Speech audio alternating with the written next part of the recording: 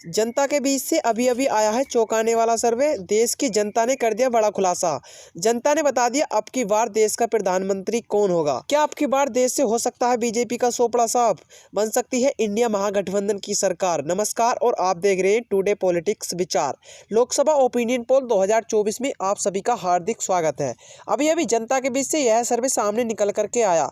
इस सर्वे में जनता से पूछा गया कि कौन बन सकता है देश का प्रधानमंत्री। अब देखना यह होगा कि जनता बड़ा बदलाव चाहती है या फिर से मोदी सरकार चाहती है। इन सभी प्रश्नों का जवाब इस वीडियो के अंदर मिल जाएगा। वीडियो के अंत तक जरूर बने रहिए। और आज हम देखेंगे कि किस राज्य से किस पार्टी को कितनी सीटें मिलने का अनुमान है और देश में कौन सरकार बनाने जा रहे हैं। चलिए शुरू करते हैं और देखते हैं सबसे पहला राज्य। लेकिन उससे पहले मैं आपकी जानकारी के लिए बता दूं कि देश में कुल लोकसभा की 543 सीट है और किसी भी पार्टी को पूर्ण बहुमत की सरकार बनाने के लिए 272 सीटों की आवश्यकता होती है। जिस पार्टी के पास 272 या उससे अधिक सीटें प्राप्त हैं वही पार्टी केंद्र में सरकार बनाएगी। आप अपनी राय कमेंट करके जरूर बताएं कि आप अब की बार देश में किसकी सरकार बनना देखना चाहते हैं, क्योंकि लोकतंत्र को मजबूत बनाने के लिए जनता की राय महत्वपूर्ण होती है। इसलिए अपनी कीमती राय अवश्य दें। चलिए शुरू करते हैं और बात करते हैं। सबसे पहला जिला है बिहार। बिहार में लोकसभा की कुल 40 सीट है। यहाँ पर बीजेपी अर्थात एनडीए की बात करें तो एनडीए के खाते में 18 लोकसभा सीट जाती दिखाई दे रही है। और यदि बात करें बिहार राज्य में कांग्रेस अर्थात इंडिया की बात करें तो इंडिया के खाते में 20 लोकसभा सीट जाती दिखाई दे रही है। और यदि बात करें अन्य दल की तो अन्य दल के खाते में भी 2 लोकसभा सीट जाती दिखाई दे रही है। यानी कि बिहार राज्य में कांग्रेस अपनी सरकार बनाती नजर आ रही है। चलिए इसी के साथ अगर तमिलनाडु राज्य की बात करें तो तमिलनाडु में लोकसभा की कुल 39 सीट है। यहाँ पर बीजेपी अर्थात एनडीए की बात करें तो एनडीए के खाते में 14 लोकसभा सीट जाती दिखाई दे रही है। और यदि बात करें कांग्रेस अर्थात महागठबंधन की बात करें तो महागठबंधन के खाते में 25 लोकसभा सीट जाती दिखाई दे रही है। ये कहें कि तमिलनाडु में कांग्रेस अपनी सरकार बनाती नजर आ रही है। वहीं अगर बात करें छत्तीसगढ़ राज्य की तो छत्तीसगढ़ में लोकसभा की कुल 11 सीट है। यहाँ पर बीजेपी अर्थात एनडीए की बात करें तो एनडीए के खाते में 4 लोकसभा सीट जाती दिखाई दे रही है। और यदि बात करें छत्तीसगढ़ में कांग्रेस अर्थात महागठबंधन की बात करें तो महागठबंधन के खाते में 7 लोकसभा सीट जाती दिखाई दे रही है। यानी कि छत्तीसगढ़ राज्य में भी कांग्रेस अपनी सरकार बनाती नजर आ रही है। वहीं अगर बात करें पंजाब राज्य की तो पंजाब में लोकसभा की कुल 13 सीट है। यहाँ पर बीजेपी अर्थात एनडीए की बात करें तो एनडीए के खाते में 1 लोकसभा सीट जाती दिखाई दे रही है। और यदि बात करें पंजाब में कांग्रेस अर्थात इंडिया महागठबंधन की बात करें तो महागठबंधन के खाते में 7 लोकसभा सीट जाती दिखाई दे रही है।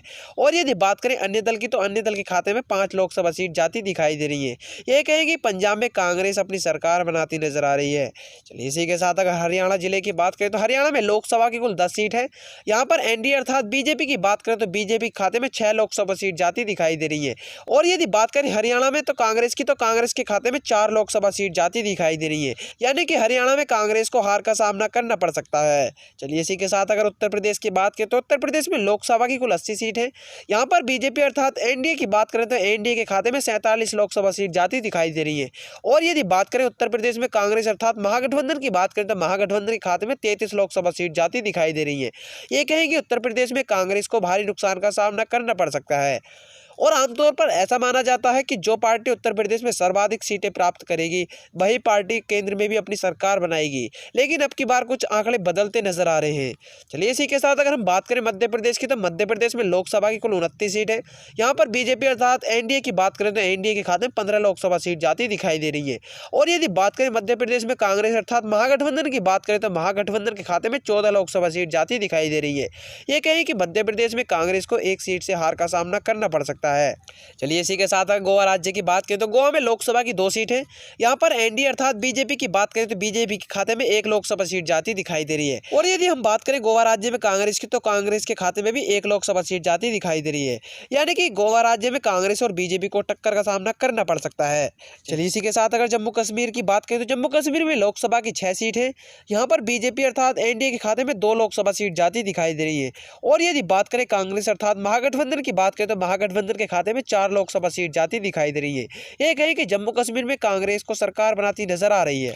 चलिए इसी के साथ अगर तेलंगाना की बात करें तो तेलंगाना में लोकसभा की 17 सीट है।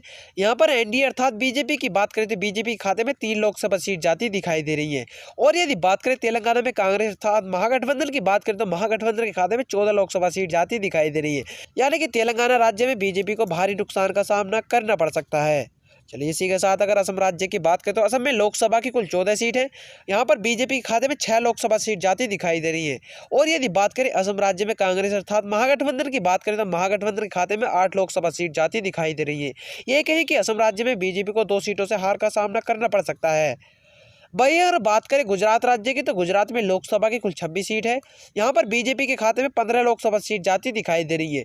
और यदि बात करें कांग्रेस अर्थात महागठबंधन की बात करें तो महागठबंधन के खाते में 11 लोकसभा सीट जाती दिखाई दे रही है। यानी कि गुजरात राज्य में कांग्रेस को भारी नुकसान का सामना करना पड़ सकता है। और यदि हम बात करें राजस्थान राज्य की तो राजस्थान में लोकसभा की कुल 25 सीट है। यहाँ पर बीजेपी अर्थात एनडीए की बात करें तो एनडीए के खाते में 13 लोकसभा सीट जाती दिखाई दे रही है। और यदि बात करें कांग्रेस अर्थात महागठबंधन की बात करें तो महागठबंधन के खाते में 12 लोकसभा सीट जाती दिखाई दे रही है। यानी कि राजस्थान राज्य में कांग्रेस को 1 सीट से हार का सामना करना पड़ सकता है। वहीं अगर बात करें हम अरुणाचल प्रदेश की तो अरुणाचल प्रदेश में लोकसभा की कुल 2 सीट है। यहाँ पर बीजेपी की बात करें तो बीजेपी के खाते में 1 लोकसभा सीट जाती दिखाई दे रही है। और यदि बात करें कांग्रेस की तो कांग्रेस के खाते में भी 1 लोकसभा सीट जाती दिखाई दे रही है। यानी कि अरुणाचल प्रदेश में बीजेपी और कांग्रेस को टक्कर का सामना करना पड़ सकता है। चलिए इसी के साथ अगर मेघालय के राज्य की बात करें तो मेघालय में लोकसभा की कुल 6 सीट है। यहाँ पर बीजेपी अर्थात एनडीए की बात करें तो एनडीए के खाते में 4 लोकसभा सीट जाती दिखाई दे रही है। और यदि बात करें कांग्रेस अर्थात महागठबंधन की बात करें तो महागठबंधन के खाते में 2 लोकसभा सीट जाती दिखाई दे रही है। ये कहें कि मेघालय राज्य में बीजेपी अपनी सरकार बनाती नजर आ रही है। चलिए इसी के साथ अगर झारखंड राज्य की बात करें झारखंड में लोकसभा की कुल 14 सीट है। यहाँ पर बीजेपी के खाते में 4 लोकसभा सीट जाती दिखाई दे रही है। और यदि बात करें कांग्रेस अर्थात महागठबंधन की बात करें तो महागठबंधन के खाते में 10 लोकसभा सीट जाती दिखाई दे रही है। आमतौर पर झारखंड राज्य में कांग्रेस अपनी सरकार बनाती नजर आ रही है। और यदि हम बात करें केरल राज्य की तो केरल में लोकसभा की कुल 20 सीट है। यहाँ पर बीजेपी अर्थात एनडीए की बात करें तो एनडीए के खाते में 4 लोकसभा सीट जाती दिखाई दे रही है। और यदि बात करें केरल राज्य में कांग्रेस अर्थात महागठबंधन की बात करें तो महागठबंधन के खाते में 12 लोकसभा सीट जाती दिखाई दे रही है। और यदि बात करें केरल राज्य में अन्य दल की तो अन्य दल के खाते में भी 4 लोकसभा सीट जाती दिखाई दे रही है। ये कहें कि कांग्रेस अपनी सरकार बनाती नजर आ रही है। यदि हम बात करें मणिपुर राज्य की तो मणिपुर में लोकसभा की 2 सीट है। यहाँ पर बीजेपी खाते में 2 की 2 लोकसभा सीट जाती दिखाई दे रही है। और यदि बात करें कांग्रेस की तो कांग्रेस के खाते में कोई भी सीट जाने का अनुमान नहीं है। ये कहें कि मणिपुर राज्य में बीजेपी अपनी सरकार बनाती नजर आ रही है। चलिए इसी के साथ अगर दिल्ली की बात करें तो दिल्ली में लोकसभा की कुल 7 सीट है। यहाँ पर एनडीए अर्थात बीजेपी की बात करें तो बीजेपी खाते में 2 सीट जाती दिखाई दे रही है। और यदि बात करें कांग्रेस अर्थात महागठबंधन की बात करें तो महागठबंधन के खाते में 5 लोकसभा सीट जाती दिखाई दे रही है। ये कहें कि दिल्ली में कांग्रेस अपनी सरकार बनाती नजर आ रही है। चलिए इसी के साथ अगर बात करें पश्चिम बंगाल की तो पश्चिम बंगाल में लोकसभा की कुल 42 सीट है। यहाँ पर अगर बात करें बीजेपी अर्थात एनडीए की बात करें तो एनडीए के खाते में 11 सीट जाती दिखाई दे रही है। और यदि बात करें कांग्रेस अर्थात महागठबंधन की बात करें तो महागठबंधन के खाते में 31 लोकसभा सीट जाती दिखाई दे रही है। यानी कि पश्चिम बंगाल में कांग्रेस अपनी सरकार बनाती नजर आ रही है। और यदि हम बात करें हिमाचल प्रदेश की तो हिमाचल प्रदेश में लोकसभा की कुल 4 सीट है। यहाँ पर बीजेपी की बात करें तो बीजेपी खाते में 1 लोकसभा सीट जाती दिखाई दे रही है। और यदि बात करें हिमाचल प्रदेश में कांग्रेस की तो कांग्रेस के खाते में 3 लोकसभा सीट जाती दिखाई दे रही है। ये कहें कि हिमाचल प्रदेश में कांग्रेस अपनी सरकार बनाती नजर आ रही है। चलिए इसी के साथ अगर त्रिपुरा राज्य की बात करें तो त्रिपुरा में लोकसभा की कुल 20 सीट है। यहाँ पर बीजेपी के खाते में 1 और यदि बात करें कांग्रेस अर्थात महागठबंधन की तो महागठबंधन के खाते में भी 1 लोकसभा सीट जाती दिखाई दे रही है। ये कहें कि त्रिपुरा में कांग्रेस और बीजेपी को टक्कर का सामना करना पड़ सकता है। वहीं अगर बात करें आंध्र प्रदेश की तो आंध्र प्रदेश में लोकसभा की कुल 25 सीट है। यहाँ पर बीजेपी की बात करें तो बीजेपी खाते में 8 लोकसभा सीट जाती दिखाई दे रही है। और यदि बात करें महागठबंधन अर्थात कांग्रेस की बात करें तो कांग्रेस के खाते में 10 लोकसभा सीट जाती दिखाई दे रही है। और यदि बात करें अन्य दल की तो अन्य दल के खाते में भी 7 लोकसभा सीट जाती दिखाई दे रही है। ये कहें कि आंध्र प्रदेश में भी कांग्रेस अपनी सरकार बनाती नजर आ रही है। और यदि हम बात करें कर्नाटक राज्य की तो कर्नाटक में लोकसभा की कुल 28 सीट है। यहाँ पर बीजेपी अर्थात एनडीए की बात करें तो एनडीए के खाते में 12 लोकसभा सीट जाती दिखाई दे रही है। और यदि बात करें कर्नाटक राज्य में कांग्रेस अर्थात महागठबंधन की तो महागठबंधन के खाते में 16 लोकसभा सीट जाती दिखाई दे रही है। यानी कि कर्नाटक राज्य में बीजेपी को भारी नुकसान का सामना करना पड़ सकता है। चलिए इसी के साथ अगर उड़ीसा राज्य की बात करें तो उड़ीसा में लोकसभा की कुल 21 सीट है। यहाँ पर बीजेपी अर्थात एनडीए के खाते में 5 लोकसभा सीट जाती दिखाई दे रही है। और यदि बात करें कांग्रेस की तो कांग्रेस के खाते में भी 3 लोकसभा सीट जाती दिखाई दे रही है। और यदि हम बात करें उड़ीसा राज्य में अन्य दल की तो अन्य दल के खाते में 13 लोकसभा सीट जाती दिखाई दे रही है।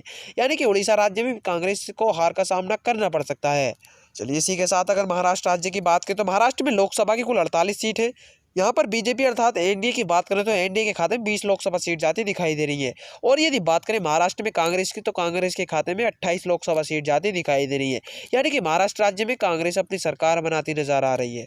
और इस प्रकार आपने वीडियो के अंदर 543 सीटों का सर्वे देखा। इस सर्वे के अनुसार कांग्रेस यानी महागठबंधन अपनी सरकार बनाती नजर आ रही है। कांग्रेस के खाते में कुल 282 लोकसभा सीट जाती दिखाई दे रही है, यानी कि अब की बार कांग्रेस अपनी सरकार बनाती नजर आ रही है।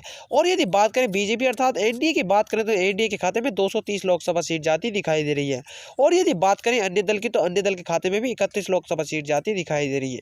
ये कहें कि अब की बार 2024 में कांग्रेस अपनी सरकार बनाती नजर आ रही है। और ऐसी ही वीडियो को देखने के लिए हमारे चैनल को सब्सक्राइब करें और बेल आइकन को प्रेस अवश्य करें ताकि आने वाली हर वीडियो का नोटिफिकेशन आप तक पहुंच सके। धन्यवाद।